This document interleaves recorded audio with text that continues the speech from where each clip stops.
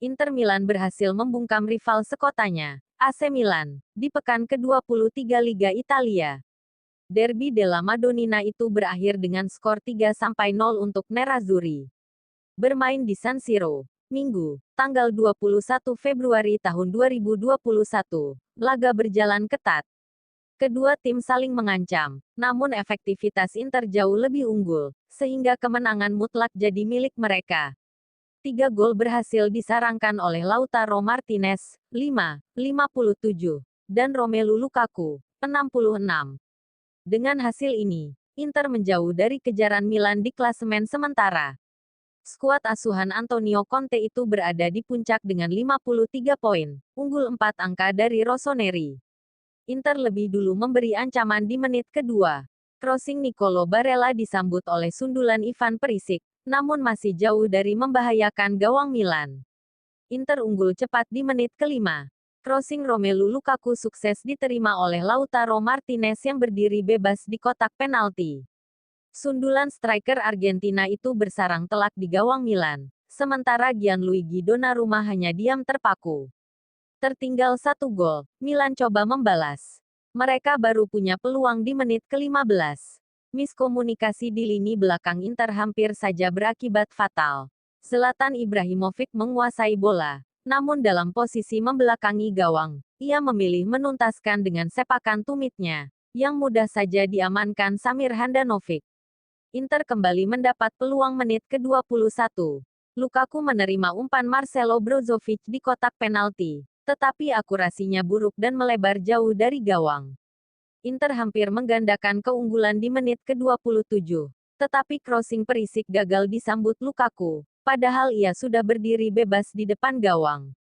Nyaris, clearance yang buruk dari Alessandro Bastoni di menit ke-32 membuat bola jatuh ke kaki Theo Hernandez.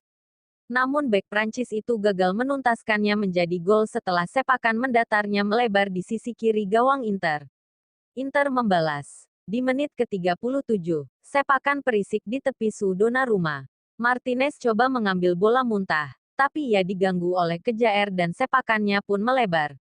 Pertandingan semakin seru saja. Semenit setelahnya, ada Ibrahimovic yang gantian mengancam gawang Inter. Namun Handanovic berhasil menangkap bolanya. Skor 1-0 bertahan hingga jeda. Di babak kedua, Milan langsung tancap gas demi mengejar gol penyama kedudukan. 3 peluang mereka ciptakan di 3 menit pertama, namun semuanya gagal. Di menit ke-47, sundulan Ibrahimovic ditepis oleh Handanovic. Selang beberapa detik kemudian, penyerang Swedia itu kembali mendapat crossing, namun sundulannya lagi-lagi diblok Handanovic. Semenit berselang, ada Sandro Tonali yang melepaskan tembakan lambung ke arah gawang Inter, namun kiper 36 tahun kembali mementahkannya. Milan frustrasi. Alih-alih kebobolan, Inter justru menggandakan keunggulan.